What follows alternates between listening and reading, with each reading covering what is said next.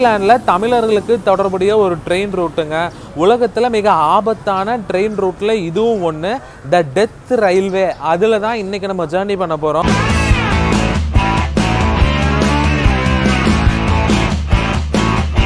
வணக்கம் மக்களே, எல்லாம் எப்படி இருக்கீங்க? நல்லா இருக்கீங்களா? ஒரு புதிய காணொலியில் உங்களை சந்திக்கிறதுல பெரும் மகிழ்ச்சிங்க. தாய்லாண்டில் இருக்கோம். இன்னும் ஸ்பெசிஃபிக்காக சொல்லணும்னா தான்புரி ரயில்வே ஸ்டேஷனில் இருக்கோங்க. இங்கே என்ன பண்ண போகிறோம்னா உலகத்திலேயே மிக ஆபத்தான ட்ரெயின் ரூட்ஸில் இதுவும் ஒன்றுங்க. த டெத் ரயில்வே அப்படின்னு கூட சொல்லுவாங்க. இல்லைன்னா Thai Burma railway, Siam Burma railway அப்படின்னு கூட சொல்லுவாங்க. அந்த டெத் ரயில்வேல தான் இன்னைக்கு நம்ம ஜேர்னி இருக்க போகுதுங்க.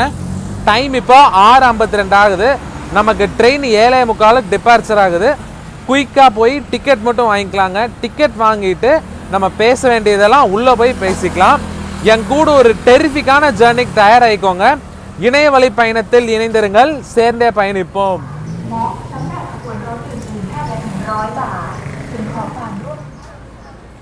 டிக்கெட் வந்துட்டு ஃபாரினர்ஸ்க்கு ஃப்ளாட் 100 பாட்டுங்க. இரண்டாம் உலகம் போகிறப்போ ஜப்பான் வந்து தாய்லாண்ட்லேருந்து பர்மா வரைக்கும் ஒரு ரயில் ரூட் பில்ட் பண்ணாங்கங்க. அதை தான் வந்துட்டு தாய் பர்மா ரயில்வே இல்லைன்னா சியாம் பர்மா ரயில்வே அப்படின்னு சொல்கிறாங்க. தாய் பர்மா ரயில்வேக்கு இன்னொரு பேர் இருக்குங்க, டெத் ரயில்வே அப்படின்னு. அது ஏன்னு பார்த்தீங்கன்னா இந்த ரயில்வே லைன் போடுறப்போ ஒவ்வொரு ஸ்லீப்பர் கட்டைக்கும் ஒவ்வொருத்தங்க செத்து போனாங்களாம். அதனால தான் டெத் ரயில்வே அப்படின்னு கூட பேர் இருக்குது. டேஞ்சரஸ் ரயில் ரூட்டில் ஒன்று. ஏன்னு பார்த்தீங்கன்னா போக போக அதை நான் சொல்கிறேன். இப்போ நம்ம என்ன பண்ண போகிறோம்னா தாய்லாண்டில் இருக்கோம் இல்லைங்களா, தாய்லாண்ட்லேருந்து பர்மா போகிறோமான்னு கேட்டிங்கன்னா அதுதான் இல்லை. நான் வந்து இந்த ரயில் ரூட் பில்ட் பண்ணப்போ கிட்டத்தட்ட 450 கிலோமீட்டருக்கு தாய்லாண்ட்லேருந்து பர்மா வரைக்கும் ரயில்வே ரூட் போட்டிருக்காங்க. பட் இப்போதைக்கு பார்த்தீங்கன்னா தாய்லாண்டுக்குள்ளே இப்போ நம்ம இருக்கிற தான்புரி ஸ்டேஷன்லேருந்து நாம்டாக்னு ஒரு இடம் இருக்குங்க, காஞ்சனபுரி கிட்ட. அந்த இடம் வரைக்கும் ஒரு 130 கிலோமீட்டருக்கு தான் ரயில்வே ரூட் ஆப்ரேஷனலாக இருக்குது. அதுக்கப்புறம் இருக்கிற ரயில்வே ரூட்டெல்லாம் டிஸ்மேண்டில் பண்ணிட்டாங்க. அதனால இப்போ நம்ம என்ன பண்ண போகிறோம்னா தான்புரியில் ஆரம்பித்து அனௌன்ஸ்மெண்ட். அதனால நம்ம இப்போ என்ன பண்ண போகிறோம்னா இந்த டெத் ரயில்வேல தான்புரியில் ஆரம்பித்து நாம்டாக் வரைக்கும் ஒரு ஃபுல் ஜேர்னி தாங்க பண்ண போகிறோம். இது வந்து ஒரு செம சீனிக்கான ரூட்டு. ஆறுகள், மலைகள், தேவன் கலைகள், செந்தாளம்பூவில் டடன் டடன், அந்த மாதிரி ஒரு செம்ம சூப்பரான செம சீனிக்கான ரொம்ப டேஞ்சரஸான ஒரு ரயில்வே ரூட்டு ஆகுதுங்க. இந்த ரயில்வே ஸ்டேஷனுக்கு ஆப்போசிட்லேயே வந்துட்டு மார்க்கெட் இருக்குது. ரொம்ப பசிக்குது, போய் ஃபுட்டை தான் வாங்கிட்டு வந்துட்டு அதுக்குள்ளே நம்ம ட்ரெயின் வந்துருச்சுன்னா நம்ம ட்ரெயின்குள்ளே ஏறி உட்காந்துக்கலாம். இதுதான் ரயில்வே ஸ்டேஷனுங்களா. ஆப்போசிட்டில் உங்களுக்கு மார்க்கெட் இருக்குது. என்ன கிடைக்குதுன்னு பார்த்துட்டு நான் வர்றேன்.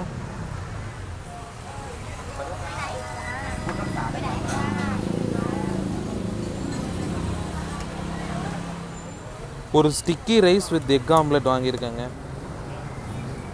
ஏர்போர்ட்டில் வாங்கினோம் இல்லைங்களா வாட்டர் பாட்டில், அது அங்கே 54 பாட்டு, இங்கே இந்த மார்க்கெட்டில் அது 10 பாட் தான். 4227.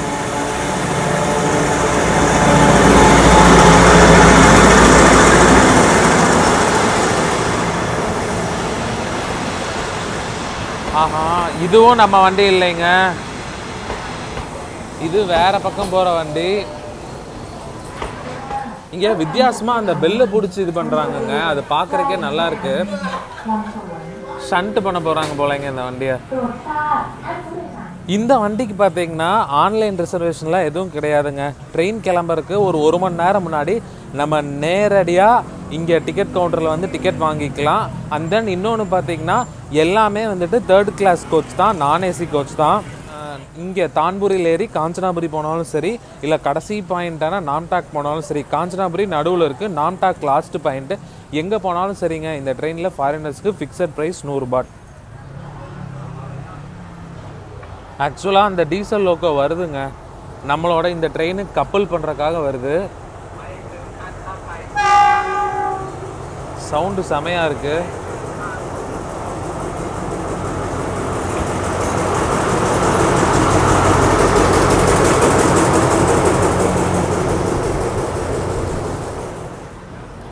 நம்ம ட்ரெயின் முன்னாடி மூவ் ஆகுதுங்களா.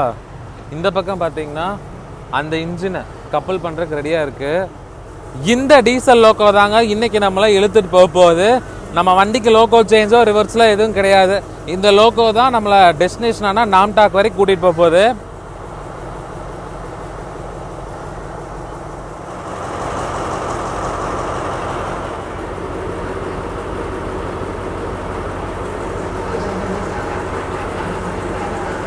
இது இந்த சி டைப் கப்ளிங் நினைக்கிறேங்க. அவ்வளோதான், கப்பல் ஆயிடுச்சு.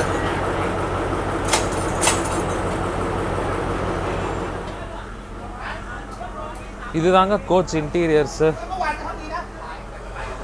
ஆப்போசிட் கன்ஃபிகரேஷனில் கொடுத்தா 4 மணி நேரம் 20 நிமிஷம் நமக்கு இந்த வண்டியில் தான் ஜேர்னி இருக்க போகுது.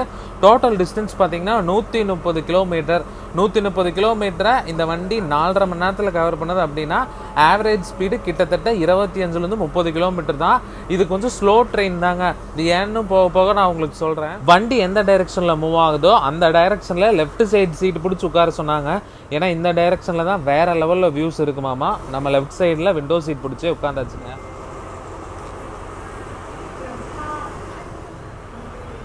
வண்டியில் சார்ஜிங் போர்ட்ஸு, டாய்லெட்ஸு எதுவும் இருக்கிற மாதிரி தெரிலங்க.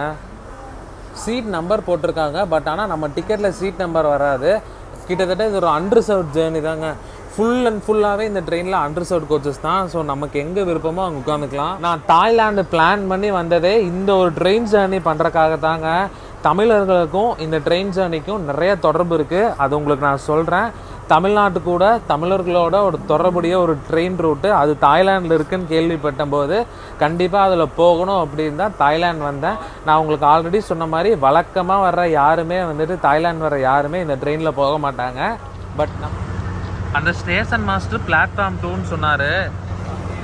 இதுதான் பிளாட்ஃபார்ம் 2 போல். 7:54ங்க. ஒரு 9 நிமிஷம் டிலேயில் தான் நம்ம வண்டி கிளம்புதுங்க. பை தான்புரி வந்து ஒரு ட்ரெயின் ஜேர்னி. ரொம்ப நாளாக வந்துட்டு இந்த ட்ரெயின் ஜேர்னி பண்ணணும்னா அதுக்கு என்ன பண்ணணும் அப்படின்னு நிறைய ரிசர்ச் பண்ணி வச்சுருக்கேன். உடன் ஸ்லீப்பர்ஸுங்க நிறைய இங்கே அனாதையாக கிடக்கு. இந்த பக்கம் வீடுங்க.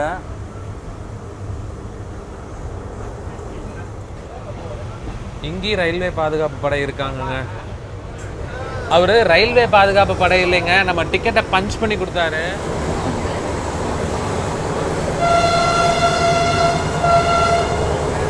டீசல் இன்ஜின் ஆக்ஷன் கேட்கறதுக்கு தான் நம்ம இன்ஜின் பக்கத்துலேயே உட்காந்துட்டோம்.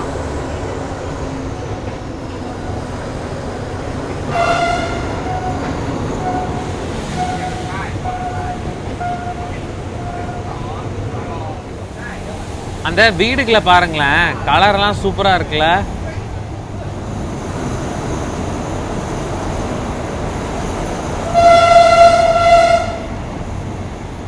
இன்ஜின் ஹார்னு தாறுமாறாக இருக்குங்க. நம்ம போகிறது வந்துட்டு டீசல் இன்ஜினுங்க. பட் ஆனால் தாய்லாண்டில் எலக்ட்ரிக் ட்ராக்ஷனோ கூடி ட்ரெயின்ஸ் போக மாட்டிருக்கு. டாலிங் சான் ஜங்ஷன் அப்படின்னு ஒரு ஜங்ஷனுங்க. அங்கே தான் வந்துட்டு எலக்ட்ரிக் ட்ராக்ஷன் நான் பார்த்தேன். நம்ம வண்டி டீசல் இன்ஜின் புல்டுங்க. அதனால் நமக்கு வந்துட்டு தனி பிளாட்ஃபார்மு. அதெல்லாம் வந்துட்டு எலக்ட்ரிக் லோகோஸ் காட்டிருக்கு. எலக்ட்ரிக் இன்ஜின்ஸ் புல் பண்ணுற ட்ரெயின்ஸ்க்கான பிளாட்ஃபார்ம்ஸ் போல். பிளாட்ஃபார்ம் லென்த்து பாருங்களேன், வித்து பாருங்கள். நம்ம ட்ரெயின் ஜேர்னி பண்ணுற மாதிரி தாங்க பண்ணுறேன். பாய் தாலிங் சான் ஜங்ஷன். ஸ்பீடு ஸ்லோ பண்ணிடுவாங்கன்னு நினைக்கிறேன். ஏன்னா ஹில் ரூட்டில் போவோம் கொஞ்சம் நேரம் கழிச்சு. அதனால் செமாஃபோர் சிக்னலுங்க. ஃபுட் வெண்டர்ஸ் எல்லாம் ஏறுவாங்க போலங்க. சலாயாங்கிற ஸ்டேஷனு. டைம் 8:22. நம்ம ஊரில் எப்படி இந்தியன் ரயில்வேஸுங்க, அதே மாதிரி இங்கே எஸ்ஆர்டின்னு சொல்லுவாங்க, ஸ்டேட் ரயில்வேஸ் ஆஃப் தாய்லாந்து. அதுக்கு மீனிங்கு ஏசி கோச் இருக்கிற ட்ரெயினுங்க. செகண்ட் கிளாஸ் அதுக்கு பேர். இங்கே போகிற டெத் ரயில்வேக்கு பேங்காக்லேருந்து மொத்தம் 2 ட்ரெயின் இருக்குங்க. காலையில் 7:45க்கு இப்போ நம்ம போகிற ட்ரெயின். இந்த ட்ரெயின் நம்பர் வந்துட்டு 257ங்க. மதியானம் 1:55க்கு இன்னொரு ட்ரெயின் இருக்குது. அதோட ட்ரெயின் நம்பர் வந்து 259. இப்போது நம்ம ஒரு ரயில்வே ஸ்டேஷனில் நின்றுட்டுருக்கோங்க. எல்லா ஸ்டேஷனையும் கவர் பண்ணால் எடுத்துட்டாங்க. எல்லா ஸ்டேஷனையும் கவர் பண்ணால் வீடியோ லென்த் பெருசாக போயிடும். அதனால் நான் என்ன பண்ணுறேன்னா நாங் பிளா டங் ஜங்ஷன் அப்படின்னு ஒரு ஜங்ஷன் 9:30 கிட்ட நம்ம ரீச் ஆவோங்க. இதோட மேஜர் வியூஸ் அந்த ஸ்டேஷன்லேருந்து தான் ஆரம்பிக்குது. ஸோ இதுக்கப்புறம் நான் வந்துட்டு அந்த ஜங்ஷன்லேருந்து உங்களை சந்திக்கிறேன். காஃபி வாங்கியிருக்கேங்க 20 பாட். புத்த கோயில் ஒன்றுங்க. ஆக்சுவலாக நான் ஒரு விஷயம் தப்பாக சொல்லிட்டேங்க. நம்ம வண்டியில் டாய்லெட்ஸ் இருக்கு, நான் இல்லைன்னு தப்பாக சொல்லிட்டேன். இப்போ தான் நான் டாய்லெட் இருக்கிறதே நோட் பண்ணேங்க.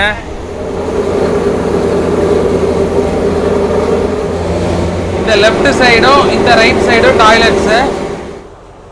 அவர் பாருங்க, அந்த கையில் ஒரு ரிங்கு கொண்டு வந்தாருங்களா, அந்த ரிங்கை வந்துட்டு அந்த கம்பத்தில் மாட்டினாரு. மாட்டிட்டு என்ன பண்ணுறாருன்னு தெரியல. ட்ரெயினுக்கு சிக்னல் கொடுக்குறாரா? கண்டுபிடிச்சிட்டங்க ஏன் அப்படின்னு. தூரத்தில் ஒரு ட்ரெயின் வந்து அரைவலுங்க, அதுக்கு தான் அவர் அப்படி பண்ணியிருக்காரு. நம்ம எந்த இன்ஜினில் போகிறோமோ, எந்த இன்ஜின் நம்மளை புல் பண்ணிட்டு போதோ அதே மாதிரி ஒரு டீசல் இன்ஜின் நம்மளை நோக்கி வந்துட்டு இருக்கு. அதுக்கு தான் அவர் அப்படி பண்ணியிருக்காரு போல். அந்த ரிங் அங்கே மாட்டியிருக்காரு போல். அந்த என்ஜினில் வர்ற டிரைவர் இந்த ரிங்கை எடுத்துக்குவார்னு நினைக்கிறேன். வந்து நம்ம ஒரு ட்ரெயின் கிராசிங்கே எடுத்துட்டோங்க. ரிங்கை கொடுத்துட்டாரு, அவர் அந்த ரிங்கை பிக் பண்ணிட்டாருங்க. வேற லெவல்.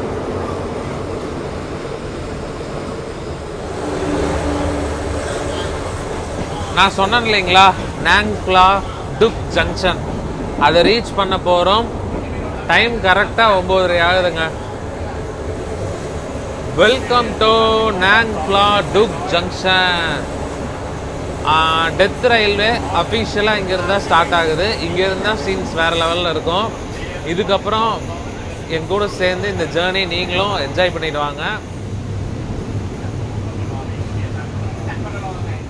நம்ம போயிட்டுருக்கிற இந்த ரயில்வே ரூட்டுக்கும் 2ஆம் உலக போருக்கும் தமிழர்களுக்கும் ஜப்பானுக்கும் பிரிட்டிஷ்க்கும் தாய்லாந்துக்கும் ஒரு மிகப்பெரிய சம்மந்தம் இருக்குது.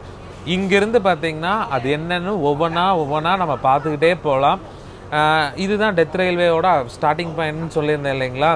நான் வரும்போது பார்த்தேன், ஒரு கல்லில் ஒரு இது மாதிரி நினைவு தூண் மாதிரி வச்சுருந்தாங்க. கன்ஸ்ட்ரக்ஷன் பிஹேண்ட் ஹியர் அந்த மாதிரி வந்துட்டு ஒரு பெரிய பாறையில் செதுக்கி வச்சுருந்தாங்க.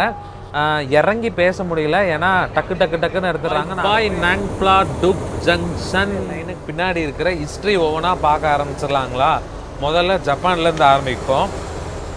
1920-30 பார்த்தீங்கன்னா ஜப்பானை ஹிதர்டோ அப்படிங்கிற மன்னர் வந்து ஆண்டுட்டு வர்றாரு.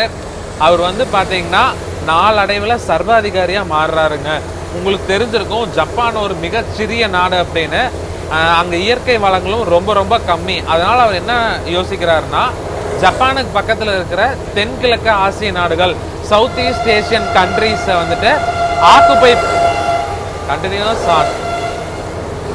சவுத் ஈஸ்ட் ஏஷியன் கண்ட்ரீஸை ஆக்குபை பண்ணணும் அப்படின்னு நினைக்கிறாரு. ஓகேங்களா. அவர் என்னென்ன கண்ட்ரீஸ் வந்துட்டு ஆக்குபை பண்ணணும்னு நினைக்கிறாருங்களா, தாய்லாந்துங்க, மலேசியா. தாய்லாந்து வந்து அப்போ வந்துட்டு அரிசி உற்பத்தியில் முன்னணியில் இருக்குங்க. எப்போ 1920 அந்த சமயத்தில். மலேசியாவில் ரப்பரும் டின்னும் அதிகமாக கிடைக்குது. சிங்கப்பூர் வந்துட்டு ஒரு குரூஷியல் போர்ட்டுங்க. அதனால் அவர் என்ன நினைக்கிறாருன்னா, எல்லாம் ஆக்குபை பண்ணி வச்சுக்கிட்டா நமக்கு வந்துட்டு எதிர்காலத்தில் யூஸ்ஃபுல்லாக இருக்கும். நம்ம நாடு சின்ன நாடு, நம்ம நாட்டுக்கு தேவையான வளங்களை எல்லாம் இங்கிருந்து எடுத்துக்கலாம் அப்படின்னு நினைக்கிறாருங்க. பட் அதில் ஒரு சின்ன சிக்கல் இருக்குங்க. அது என்ன சிக்கல் அப்படின்னு பார்த்தீங்கன்னா, மலேசியா வந்துட்டு அடர்ந்த காடுகள்ங்க. சிங்கப்பூர் வந்துட்டு பிரிட்டிஷ் கையில் இருக்கு.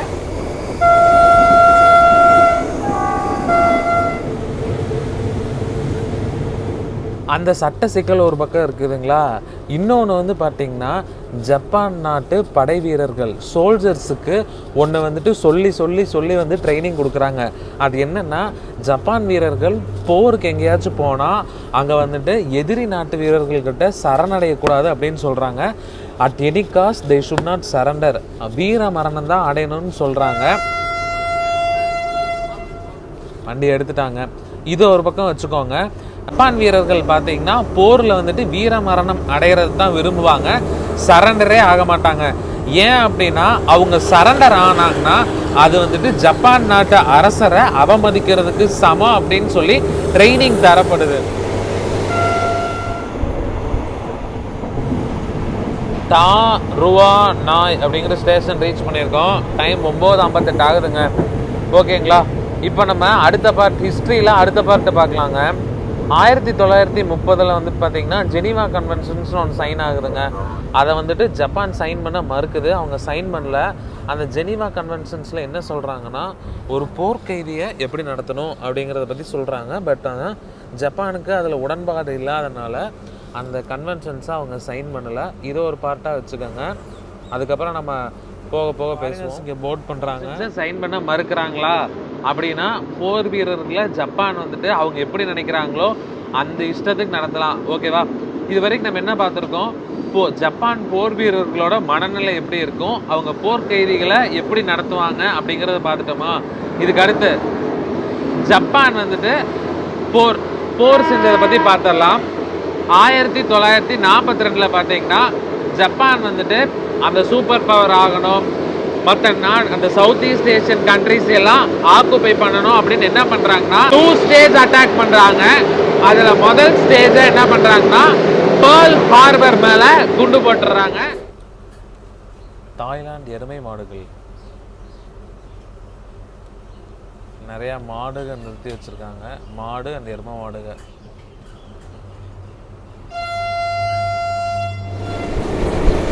மலைக இன்னும் சூப்பராக தெரியுது பாருங்க. கொஞ்ச நேரத்தில் நம்ம ஹில் ரூட் அதில் போக ஆரம்பிச்சிரும். இந்த மலை மேலே நம்ம ட்ரெயின் ஏறப்போகுது. கொஞ்ச நேரத்தில் நம்ம வாளையார் காட்ஸ் மாதிரி தாங்க இருக்குது. வாளையார் காட்ஸ் இப்படி தான் இருக்கும். ஒரு பக்கம் மலை, இன்னொரு பக்கம் வந்துட்டு இந்த மாதிரி வாழைத்தோப்பு வயல் அப்படின்ட்டு இருக்கும். அதுதான் ஞாபகம் வருது எனக்கு. இந்த பக்கம் மவுண்டைன்ஸ் தெரியுது. 2 பக்கமுமே மவுண்டைன்ஸுங்க. சூப்பரா தெரியும் பாருங்க. இப்போ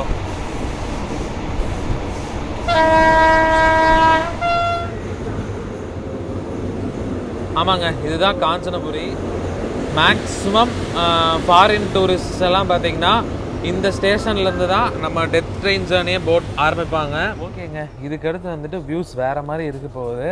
அதுக்கு முன்னாடி நம்ம அந்த வரலாறை பார்த்துடலாம். முத்து துறைமுகத்தை போட்டு தாக்குறாங்களா ஜப்பானு. முத்து துறைமுகம்னா என்னென்னா கீழே வந்துட்டு நான் போடுறேன் பாருங்கள். முத்து துறைமுகத்தை போட்டு தள்ளினா அடுத்த நாளே பார்த்தீங்கன்னா தாய்லாண்டுக்குள்ளே நுழைஞ்சிட்டாங்க. அப்போ பார்த்தீங்கன்னா தாய்லாண்டுக்கிட்ட போர் வீரர்கள் கம்மியாக இருக்கிறாங்க. அவங்க உடனே சரணடைஞ்சிட்றாங்க. சரணடைஞ்சிட்றதுனா என்ன சொல்ல வர்றாங்கன்னா, நாங்கள் உங்கள் கூட நண்பனாக ஆலையாக சேர்ந்துக்கிறோம், எங்களை எதுவும் பண்ணாதீங்க அப்படிங்கிற மாதிரி ரெக்வஸ்ட் வைக்கிறாங்க. ஜப்பானுக்கு அந்த டீலிங் ரொம்ப பிடிச்சிருந்தது. அதனால் அவங்களும் அதை ஏற்றுக்கிறாங்க. ஏற்றதுக்கப்புறம் என்ன பண்ணுறாங்க, ஜப்பானு படிப்படியாக மூவ் பண்ணுறாங்க. இப்போது பிரிட்டிஷ் உள்ள வராங்க. நான் ஆல்ரெடி சொல்லியிருந்தேன் இல்லைங்களா, சிங்கப்பூர் வந்து பிரிட்டிஷோட ஸ்ட்ராங் ஃபோர்ட்டு அப்படின்னு. பிரிட்டிஷ்க்கு வந்துட்டு ஒரு அபார நம்பிக்கை, ஓவர் கான்ஃபிடென்ஸ் இருந்தது. அது என்னன்னு பார்த்தீங்கன்னா, சிங்கப்பூர் வந்துட்டு 2 விதமாக சிங்கப்பூர் ரீச் பண்ணலாம். ஒன்று வந்துட்டு கடல் வழியாக, வான்வழியாக. அப்போ ரீச் பண்ணுறது வந்து ரொம்ப அரிது. ஏன்னா அப்போ ஃப்ளைட்ஸ்லாம் அதிகமாக புழங்காத காலம் இல்லைங்களா. நான் சொல்லிகிட்டு இருக்கிறது 1920-30களில். அதனால் பார்த்திங்கன்னா 2 ரூட்டில் தான் ரீச் பண்ண முடியும். ஒன்று வந்துட்டு மலேசியாவுக்குள்ளே வந்துட்டு அடர்ந்த காடுகள்னால் காடுகள், அப்படி ஒரு கொடிய காடுகள் வழியாக வர்றது ஒரு ரூட்டு. இன்னொன்று வந்துட்டு கடல் வழியாக ஒரு ரூட்டு. நம்ம ஒரு நாட்டை கைப்பற்ற போகிறோம் அப்படின்னா கடல் வழியாக நிறையா போர் வீரர்களை இறக்க முடியாது. ஒரே ஒரு ஆப்ஷன் என்னென்னா மலேசியன் ஜங்கிள்ஸ்குள்ளே வர்றது தான். பிரிட்டிஷ் வந்துட்டு அபாரமாக நம்பினாங்க. அவ்வளோ கொடிய காடுகளில் அத்தனை படை வீரர்கள் கூப்பிட்டு எந்த நாடும் வந்துட்டு சிங்கப்பூரை கைப்பற்றாது அப்படின்னு. அங்கே தான் ஒரு அடி அடித்தாங்க. யார், ஜப்பானு. அத்தனை படை வீரர்களையும் கூப்பிட்டுட்டு மலேசியாவில் இருக்கிற கொடிய காடுகளையெல்லாம் கிளியர் பண்ணிவிட்டு சிங்கப்பூரில் லேண்ட் ஆகிட்டாங்க. சிங்கப்பூரில் லேண்ட் ஆகும்போது என்ன ஆகுதுன்னா, நான் ஆல்ரெடி சொல்லியிருந்த மாதிரி பிரிட்டிஷ்க்கு ஓவர் கான்ஃபிடென்ஸு. அப்போ பிரிட்டிஷ் வந்து ஜெர்மனியில் நாசி படைகளோடு போர் செஞ்சுட்டு இருந்தாங்க. அதனால் சிங்கப்பூரில் அவங்க போர் வீரர்கள் கம்மியாக தான் இருந்தாங்க. யாரையும் நம்ம சிங்கப்பூர் அடிக்க மாட்டாங்க அப்படிங்கிற நம்பிக்கையில் போர் வீரர்கள் கம்மியாக தான் இருந்தாங்க. அதனால் என்ன ஆகுதுன்னு பார்த்தீங்கன்னா, ஜப்பான் வந்து சிங்கப்பூருக்குள்ளே போனோடனேயுமே பிரிட்டிஷ் சரணடைஞ்சிட்றாங்க. அந்த பிரிட்டிஷ் படை வீரர்களையெல்லாம் வந்துட்டு போர் கைதிகளாக இவங்க எடுத்துக்கிறாங்க. இவங்க எடுத்துகிட்டு என்ன பண்ணுறாங்கன்னா, இந்த போர் கைதிகளுக்கு ஏதாவது ஒரு யூஸ் தரணும், ஏதாவது ஒரு வேலை தரணும் அப்படின்னு நினைக்கிறாங்க. அப்போ இன்னொன்று என்னன்னு பார்த்தீங்கன்னா, பர்மாவும் வந்துட்டு ஜப்பான் கையில் தான் இருந்தது. கண்டினியூ பண்ணுவோமா? தாய்லாந்துலேருந்து இங்கே பர்மாவில் இருக்க ஜப்பான் படை வீரர்களுக்கு சாப்பாடு ஆயுதங்கள் எல்லாம் வந்துட்டு கொடுக்க வேண்டிய சூழ்நிலை இருந்தது. அவங்க கடல் மூலமாக தான் அனுப்பிட்டு இருந்தாங்க. அது ரொம்ப சுத்து ஒன்று. ரெண்டாவது பார்த்தீங்கன்னா கடல் மூலமாக போகிறப்போ பிரிட்டிஷ்காரனுக்கு வந்துட்டு அது வைத்தறிச்சலாக இருந்தது. ஏன்னா ஜப்பானை வந்துட்டு ஒரு சூப்பர் பவராக வளர விடக்கூடாது அப்படின்னு அவன் நினச்சான். அதனால் என்ன பண்ணுறான்னா குண்டு ஃப்ளைட்லேருந்து குண்டு குண்டாக போட்டுடுறான் ஒன்று. இன்னொன்று பார்த்தீங்கன்னா நீர்மூழ்கி கப்பலை வச்சு அடித்து தூக்கிடுறான். இதனால் ஜப்பானுக்கு வந்துட்டு பர்மாவுக்கு தாய்லாந்துலேருந்து பர்மா போகிறதுக்கு வேற ஒரு ரூட் தேவைப்பட்டது. அடுத்து பார்த்தீங்கன்னா ஒரு ஃபேமஸான பிரிட்ஜ் ஒன்று வரப்போகுதுங்க. ஸ்ரீலங்காவில் எல்லால நம்ம ஒரு 9 ஆர்ச் பிரிட்ஜ் பார்த்தோம், அது உங்களுக்கு ஞாபகம் இருக்கும். அதே மாதிரி அடுத்து வந்துட்டு ரிவர் குவாய் பிரிட்ஜ் அப்படின்னு ஒன்று வரப்போகுது. பிரிட்ஜ் ஆன் த ரிவர் குவாய் அப்படின்னு வந்துட்டு ஒரு அமெரிக்கன் இங்கிலீஷ் படம் கூட இருக்குது. அந்த படம் வந்துட்டு வேர்ல்டு ஃபேமஸ்ஸு, பல அவார்டுகளை வாங்குச்சு.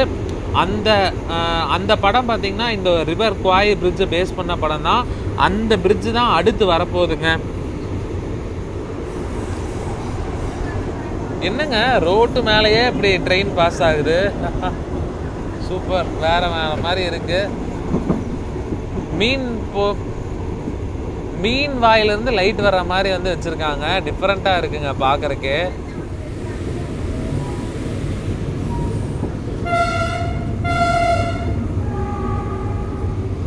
ரிவர் குவாய் பிரிட்ஜ் என்டர் ஆக போறோங்க. இந்த ரயில்வே ஸ்டேஷனுக்கு அடுத்து ரிவர் குவாய் பிரிட்ஜ். இந்த எல்லா 9 ஆர்ச் பிரிட்ஜில் எப்படி நிறையா டூரிஸ்ட் நின்று ஃபோட்டோ எடுத்துகிட்டு இருந்தாங்க அது மாதிரி இதுங்க.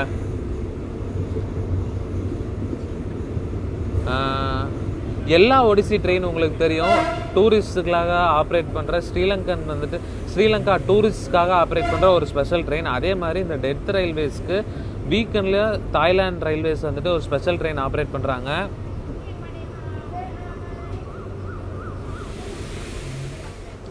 டூரிஸ்ட் கைடு ஒருத்தர் ஏறி இருக்காருங்க. இங்கே நிறையா பேசஞ்சர் போர்ட் பண்ணுவாங்க.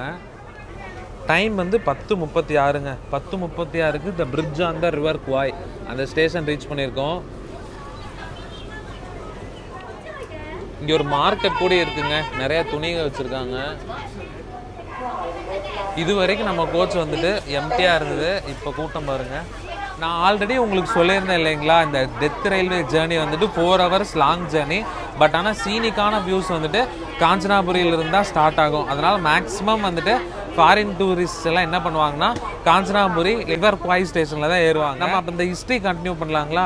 அப்போ என்ன நினைக்கிறாங்கன்னா, இந்த பர்மாவுக்கு வந்துட்டு தாய்லாந்துலேருந்து பர்மாவுக்கு ஒரு ரயில்வே லைன் போட்டுடலான்னு முடிவு பண்ணுறாங்க. அப்போ முடிவு பண்ண உடனேயுமே அதுக்கு ஆளுங்க வேணும் இல்லைங்களா? அந்த ஆளுங்களுக்கு என்ன பண்ணுறாங்கன்னா, இந்த சிங்கப்பூரை கைப்பற்றினப்போ பிரிட்டிஷ் சோல்ஜர்ஸ் கொஞ்சம் பேர் வந்துட்டு சரண்டர் ஆனாங்க இல்லைங்களா, அவங்கள யூஸ் பண்ணிக்கலாம்னு நினைக்கிறாங்க. அதுக்கப்புறம் வந்துட்டு நிறையா வந்துட்டு பத்திரிகையில் விளம்பரம் தர்றாங்க, நல்ல சம்பளம், நல்ல தங்குமிடம், நல்ல உணவு தரும், இந்த மாதிரி ஒரு ரயில்வே லைன் கன்ஸ்ட்ரக்ட் பண்ணணும், எல்லோரும் வாங்க அப்படின்னு ஜப்பானுக்கு கீழே எந்தெந்த நாடுகள் அப்போ இருந்ததோ அந்த நாடுகள் எல்லாம் அனௌன்ஸ் பண்ணுறாங்க. பட் நிறையா பேர் வரலைங்க. அப்புறம் இன்னொன்று பார்த்தீங்கன்னா, மலேசியா ஆக்சுவலாக தாய்லாந்துலேருந்து மலேசியா வழியாக தானே வந்துட்டு அவங்க வந்து சிங்கப்பூர் ரீச் ஆனாங்க. மலேசியாவும் அப்போ ஜப்பான் கண்ட்ரோலில் தான் இருந்தது. மலேசியாவில் தமிழர்கள் அப்போ அதிகமாக இருந்தாங்கங்க, மலாயன் தமிழர்கள் அப்போ அதிகமாக இருந்தாங்க. இந்த பிரிட்ஜை தாண்டிட்டோங்க, அதுக்கப்புறம் நம்ம கண்டினியூ பண்ணுவோம்.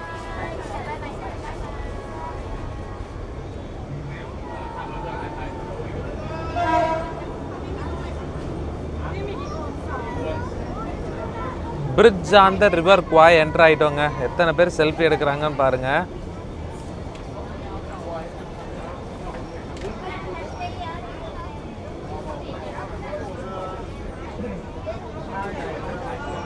வேற லெவலில் இருக்குங்க. நீங்களும் எங்கூட சேர்ந்து என்ஜாய் பண்ணுவீங்கன்னு நம்புகிறேன். கீழே ஓடுறது ரிவர் குவாய்.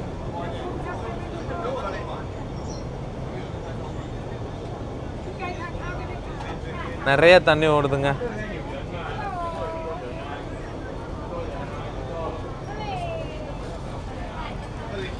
இந்த ரிவர் குவாய் பிரிட்ஜி ஞாபகம் வச்சுக்கோங்க. ஏன்னு பார்த்தீங்கன்னா, 2ஆம் உலகப் போர் நடந்தப்போ அலைடு ஃபோர்ஸஸ் வந்துட்டு குண்டு போட்டு இந்த பிரிட்ஜை வந்து தகர்த்துறாங்க. அதுக்கப்புறம் இதை வந்துட்டு ரீகன்ஸ்ட்ரக்ட் பண்ணி வச்சுருக்காங்க.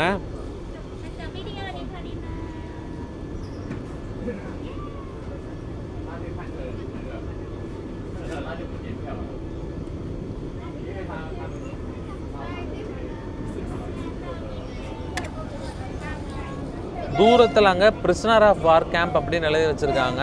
நம்ம அது சம்மந்தமாக தான் இப்போ பேசிகிட்டு இருக்கோம். எல்லா 9 ஆர்ச் பிரிட்ஜ் மாதிரி இது நிறைய டூரிஸ்ட்டுகளால் நிரம்பி வழியுது.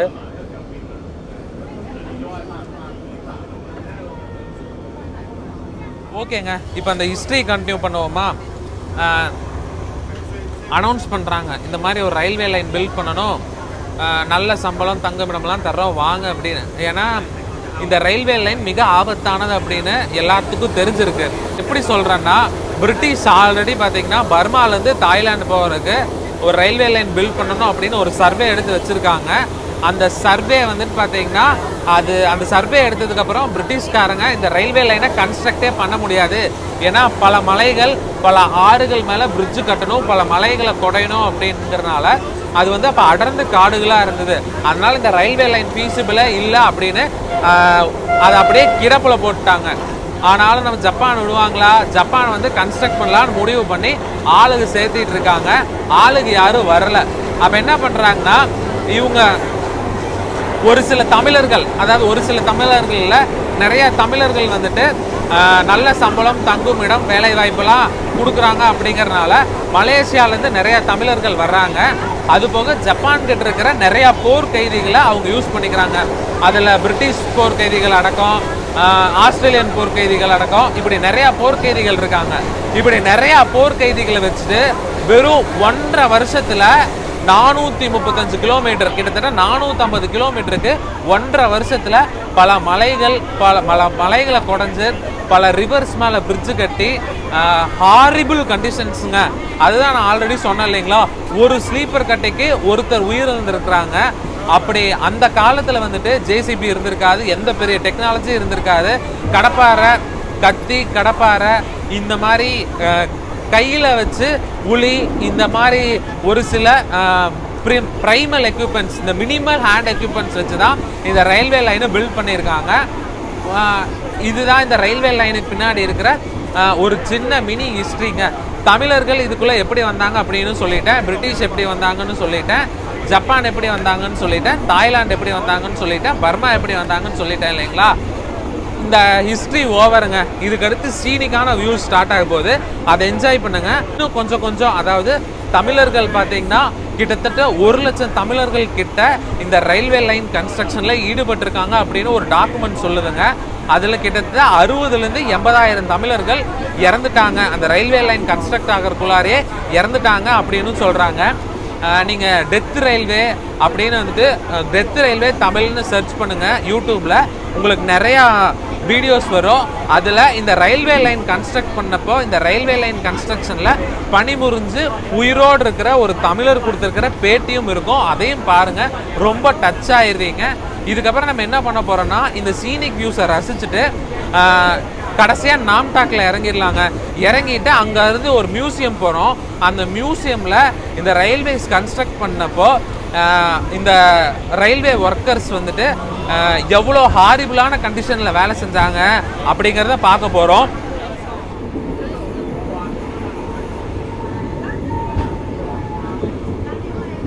மலைகளாக உங்களுக்கு தெரியும்னு நினைக்கிறேன்.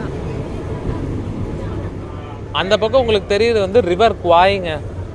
நம்ம அந்த பிரிட்ஜை தாண்டி வந்துட்டோம், அதனால இப்போ அந்த ரிவர் வந்து லெஃப்ட் சைடு போயிடுச்சு.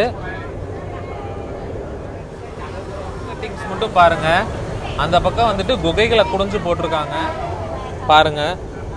இதெல்லாம் வந்துட்டு உங்களுக்கு லெஃப்ட் சைடு தெரியுது.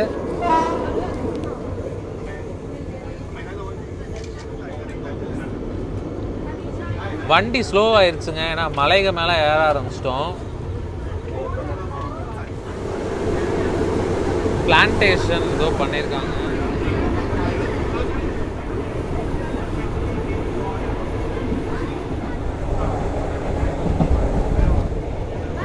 டிஃப்ரெண்ட்டான கலரில் வந்துட்டு நம்ம ஊரில் இந்த பிளாசர் அப்படின்ட்டு போட்டு இன்ஜின்ஸ் நிறுத்திருப்பாங்களா, அதே மாதிரி இங்கே பிளாசர் அண்ட் தாரர்னு போட்டிருக்கான். டோனட் ஒன்று வித்துட்டு வந்தாங்கங்க, 10 பாட்டு. This side river view. This side is river view. River view. It's beautiful river okay. view. That side Hill view. Creek view. Mountain view. Yeah. Okay, thank you. You're welcome. Come to Thailand. Say Come it. to Thailand. Welcome to Thailand. Come on, bro. Yeah. Welcome. Okay. The train is Okay. rolling here. Very slow. River Kwai இதுதாங்க Tham grace halt. இங்கே வந்துட்டு இந்த station கடந்து போகையில் right side ஒரு குகை இருக்குங்களாம். அந்த குகையில் தான் வந்துட்டு இந்த போர் கைதிகளுக்கு வந்துட்டு ட்ரீட்மெண்ட் பார்க்குற மெடிக்கல் கேம்ப் அப்போ இருந்ததுங்களாம் இந்த ரயில்வே லைன் கன்ஸ்ட்ரக்ட் பண்ணும்போது. டைம் வந்து 11:43. ஒரு காலத்தில் இப்படி தான் கன்ஸ்ட்ரக்ட் பண்ணியிருக்காங்க, இப்படி தான் இருந்ததுங்களாம் இந்த தாம் கிரேஸ் ஸ்டேஷன்.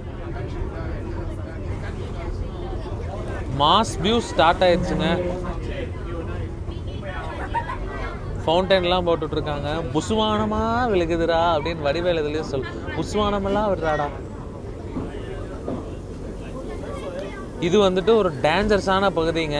ஏன்னா கீழே உங்களுக்கு வந்துட்டு பாலம் தெரியுது இல்லை, அது வந்து ஃபுல்லாகவே மரக்கட்டையில் பண்ணியிருக்காங்க. அதனால இது ஒரு டேஞ்சரஸான செக்ஷன்.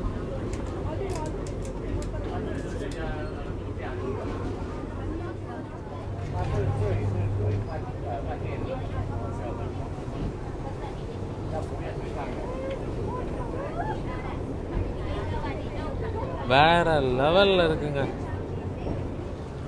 கீழே உங்களுக்கு கொஞ்சம் ரிசார்ட்ஸ் கூட இருக்கும் போல.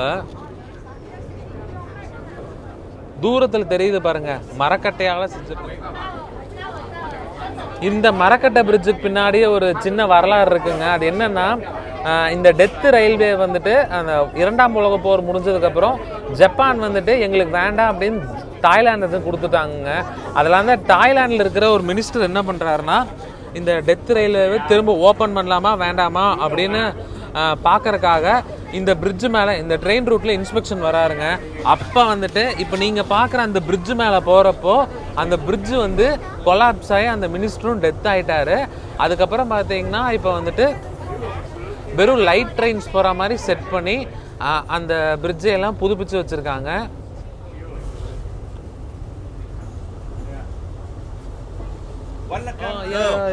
சூப்பர்.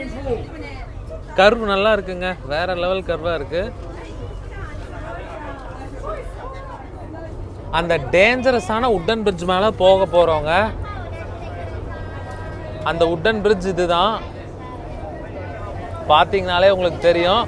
ஃபாரினர்ஸ் கொஞ்சம் பேர் வந்துட்டு போட்டோ எடுக்கிறதுக்காக நிக்கிறாங்க.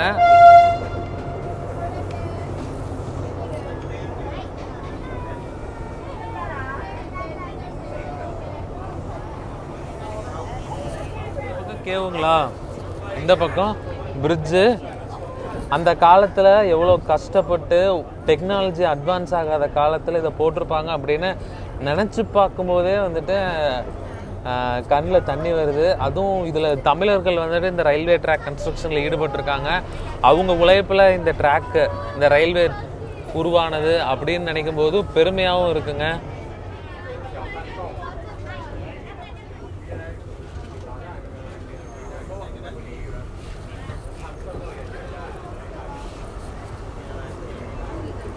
கொஞ்சம் ரிசார்ட்ஸ் எல்லாம் கூட இங்கே இருக்குங்க. இங்கே தான் நான் சொன்ன கேவ் வரும், அது வந்துட்டு ரைட் சைடில் வருங்க. கடைகள் கூட இருக்குது. நம்ம கைடு சொன்னார்ல, அந்த கைடு வந்துட்டு அவர் டூரிஸ்டோடு இங்கே இறங்கிடுவாருங்க. ஏன்னா அந்த கேவ் அடுத்து அவங்க விசிட் பண்ண போகிறாங்களாம். நான் அந்த கேவ் ஃபோட்டோவாக போடுறேங்க, ஏன்னா நம்ம நாம்டாக் வரைக்கும் போக வேண்டியதாக இருக்குது.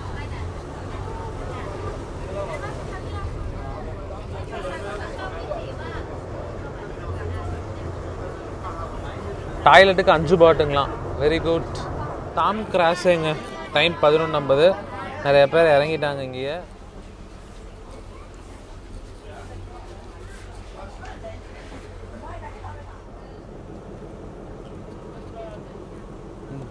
பாருங்களேன் எவ்வளோ டீப் ஜங்கிள் அப்படின்னு. நம்ம ஸ்ரீலங்காவில் பண்ண ஹில் ட்ரெயின் ஜேர்னி இருக்குங்களா, அதே மாதிரியான ஒரு ஜேர்னி இப்போ ஆரம்பிச்சிருக்கு. பட் ஆனால் இது வந்துட்டு இதுலேருந்து ஒரு 20-30 கிலோமீட்டர்ஸ் தாங்க. அதுக்கப்புறம் ஃபுல்லாக டிஸ்மேண்டில் பண்ணிட்டாங்க. இந்த தாம் கிராஸையிலேருந்து நம்ம ஹில்லு வந்து ஏற ஆரம்பிச்சிருவோம். பட் ஆனால் அந்த ஏறுற பாதை வந்துட்டு 20-30 கிலோமீட்டரில் முடிவடைஞ்சிரும். By. Welcome, Ari. Thank you. Welcome to Thailand again. Come on. Come. Thank you. Bye. செம ஃபன்னான பர்சனுங்க அவர். எங்கிட்ட வந்துட்டு வணக்கம், அப்புறம் வெல்கம், தேங்க்யூ எப்படி சொல்கிறது தமிழில் அப்படின்னு கேட்டு தெரிஞ்சுக்கிட்டாரு. அதுதான் வணக்கம் மாதிரியே நம்மளை கலாய்ச்சிட்டு போகிறாரு. நான் அவர்கிட்ட தேங்க்யூ எப்படி சொல்கிறது தாயில் அப்படின்னு கேட்டேங்க. இங்கே கொஞ்சம் ஹோட்டல்ஸ் இருக்குது, அப்புறம் வண்டியை கொஞ்சம் பார்க்க முடியுது. ஃபாரினர்ஸ் எல்லாம் இறங்கி போகிறாங்க, அதையும் நம்மளால் பார்க்க முடியுது. ஃபோட்டோ எடுக்கிறாங்க. பாய் பாய் தாம் கிராஸே. நம்மளுடைய டெத் ரயில்வே ஜேர்னி கண்டினியூஸ். தாயில் தேங்க்யூ எப்படி சொல்கிறதுன்னு பார்த்தீங்கன்னா குக் புக் யூ அப்படிங்களாம் அப்படின்னு அவர் தான் சொன்னார். நான் சரியாக ப்ரொனவுன்ஸ் பண்ணுறேன்னு கூட தெரியல. பட் ஆனால் அவர் ஈஸியாக தமிழ் பிக்கப் பண்ணிட்டு போயிட்டாரு. நமக்கு தான் தாய் கொஞ்சம் கஷ்டமாக இருக்குது.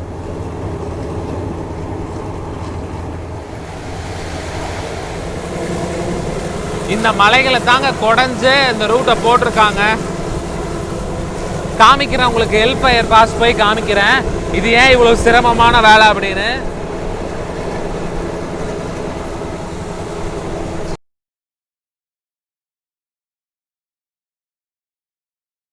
ஒரு நாளைக்கு வந்துட்டு ஒரு பிரிசனருக்கு இவ்வளோ தாங்க சாப்பாடு. எவ்வளோ இருக்குன்னு பாருங்கள். அவ்வளோ சாப்பாடு சாப்பிட்டுட்டு அவங்க ஒரு நாளைக்கு வந்துட்டு இவ்வளோ பாறைகளை வெட்டி வீசணும். நம்ம டெத் ரயில்வேவோட லாஸ்ட் பாயிண்ட் இந்த நாம்டாக் ஸ்டேஷன் ரீச் பண்ணிட்டோங்க. 22 கிலோமீட்டரில் ஹெல் ஃபயர் பாஸ் மியூசியம்னு ஒன்று இருக்குங்க. அதுவும் இந்த டெத் ரயில்வே கூட ஒரு சம்மந்தப்பட்ட இடம் தான்.